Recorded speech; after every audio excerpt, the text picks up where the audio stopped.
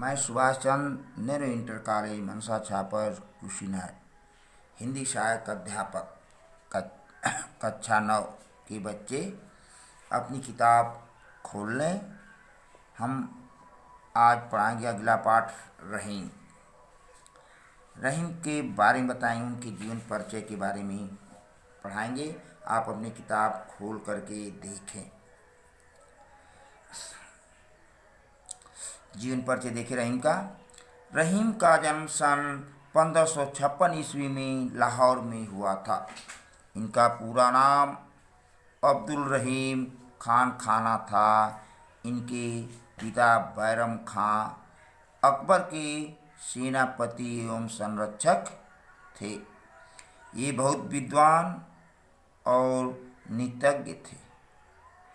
दुर्भाग्य से हज यात्रा पर जाते समय इनके पिता की हत्या कर दी गई। फलतः रहीम का पालन पोषण इनकी मां के साथ अकबर की देख रेख में हुआ। रहीम बचपन से ही मेधावी और तेज स्मरण शक्ति वाले थे। उन्होंने साहित्य के प्रति अटूट भाव प्रदर्शित किए।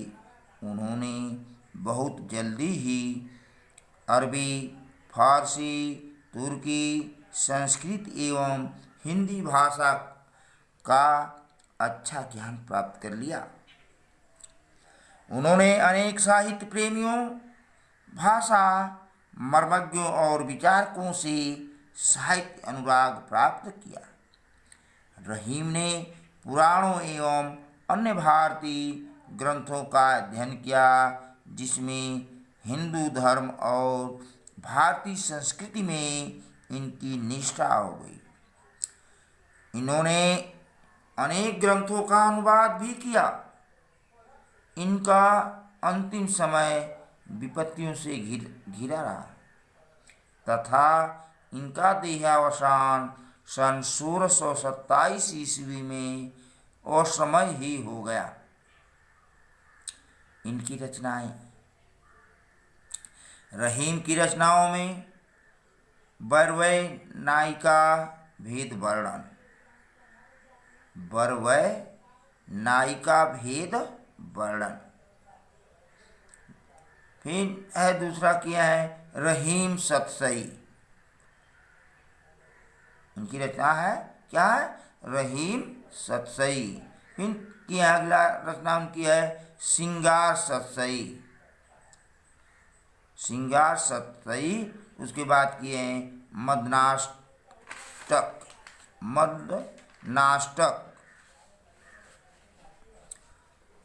रासपंच, पंचाध्यायी तथा रहीम रत्नावली विशेष उल्लेखनीय है। भाषा शैली। रहीम की भाषा में विविधता है। इसका कारण इनका भाषा ज्ञान है। इसकी भाषा में अवधी और संस्कृत के समान ही अरबी फारसी के शब्द भी बहुतायत रूप में मिलते हैं। अवधी और ब्रज दोनों पर इनका समान अधिकार है। माधुर्य गुण के कारण भाषा में लालित्य पाया जाता है।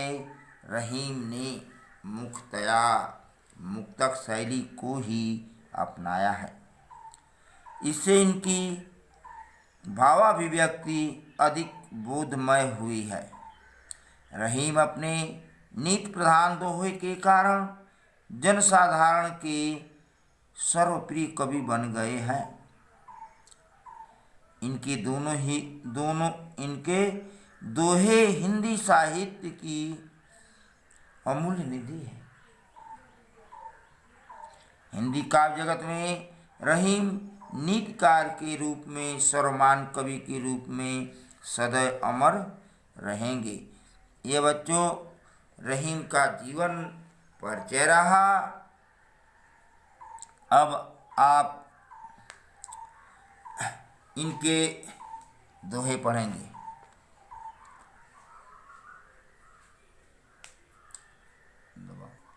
हाँ, आप लोग रहीम के पहला दोहा को पढ़ें, देखें किताब में। जो रहीम उत्तम प्रकृति का कर सकत कुसंग, चंदन विष व्यापत नहीं लिपटे रहत भुजंग। ये रहीम का दोहा है। अब इस दोहे को जो कठिन शब्द है उनके अर्थ देखिए। उत्तम, उत्तम माने श्रेष्ठ, प्रकृति माने स्वभाव, कुसंग बुरी संगत, कुसंग माने बुरी संगत, विष माने जहर, व्यापत, व्यापत माने प्रभाव नहीं पड़ता, भुजंग माने सांप। ये कठिन शब्द के अर्थ रहे। अब उसके संदर्भ लिखेंगे। इसका, इस दोहे का संदर्भ कैसे लिखेंगे आप देखें।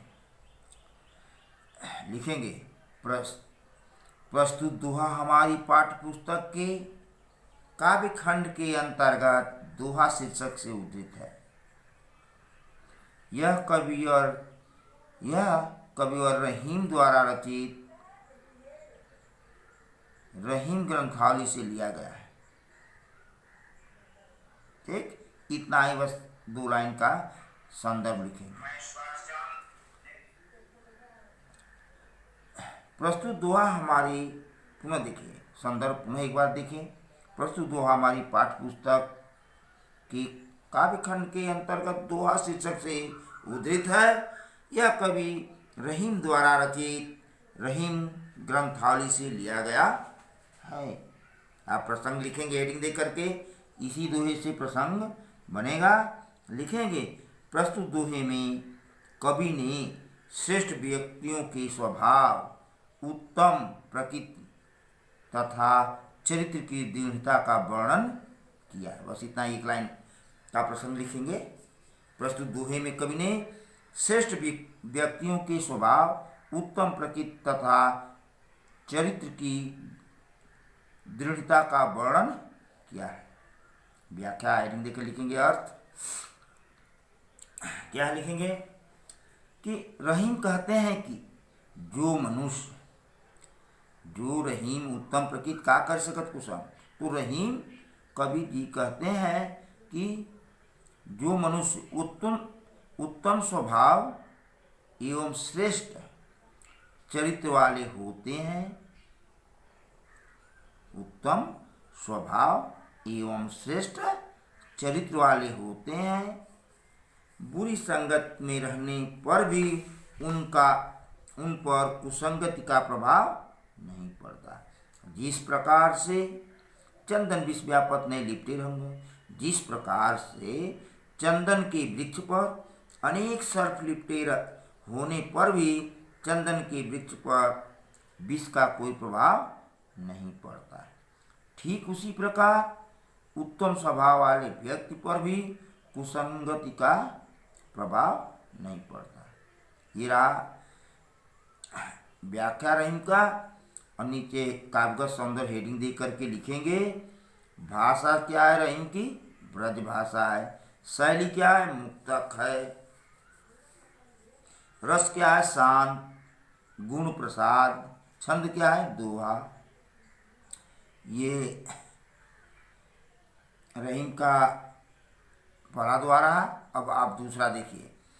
रहीमन प्रीति सराहिए, मिले होत रंगदून, जो जर्दी हरदी तजे तजे सफेदी चून। अब इसके ये दोहरा रहीम का दूसरा, इसके कठिन जो शब्द है उसके अर्थ एक। प्रीति, प्रीति माने प्रेम। सराहिए माने सराहना करना। दून, दून माने दोगुना। है जर्दी, जर्दी माने पीला। हरदी माने हल्दी। तजय माने त्यागना। चून माने चूना। एक कठिन शब्द के अर्थ रहे। संदर्भ आपको पहले ही अंक रहीम के दोहे, पहले ही दोहे में हम बता दें हैं, वही संदर्भ लिखेंगे इसमें भी, दूसरे में भी। और प्रसंग में एक लाइन लिखेंगे। प्रस्तुत दोहे में कवि ने सच्चे प्रेम के प्रभाव का वर्णन किया। बस एक लाइन, प्रसंग हेडिंग देखेंगे। प्रस्तुत दोहे में कवि ने सच्चे प्रेम के प्रभाव का वर्णन किया है। अर्थ लिखेंगे कि रहीम जी कहते हैं कि हमें रहीमन प्रीत सराय मिले होत रंग दूं। रहीमदास जी कहते हैं कि हमें सच्चे प्रेम के ऐसे स्वभाव की सराहना करना चाहिए जिसमें दो लोगों के परस्पर मिलने पर प्रेम का रंग दोगुना हो जाता है। जैसे हल्दी और चूने को जो जर्दी हल्दी तय तय सफेद चून, जैसे हल्दी और चूने को मिलाने पर हल्दी अपना पीलापन तथा चूना अपना सफ़ेद रंग त्याग कर आपस में मिलने के बाद लाल रंग में परिवर्तित हो जाते हैं। ये व्याख्या अर्थात लिखेंगे अभी, सच्चा प्रेम ही ऐसा होता है जिसमें दोनों प्रेमी अपने अलग अलग अस्तित्व को भूलकर एक दूसरे में समाहित हो जाते हैं, अर्थात एक रूप हो जाते हैं। ये दूसरे दोहे का अर्थ रहा। काव्य सौंदर्य हेडिंग देकर लिखेंगे। भाषा वही रहेगा, ब्रज रहेगा, शैली मुक्तक रहेगा, गुण जो है प्रसाद है, रस जो है शांत है, छंद जो है दोहा है। इसमें उदाहरण में अलंकार है। उपरोक्त दोहा में जो शब्द के द्वारा सच्चे प्रेम की तुलना हल्दी और चूने के परस्पर मिलने से की गई है, यहाँ अनुप्रास अलंकार है। जर्दी हल्दी में र और द वर्ण की आवृत्ति होने के कारण अनुप्रास अलंकार हुआ है। तो बच्चे, ये हम लोग दूसरा दोहा समाप्त कर दिए। धन्यवाद। अब अगले दिन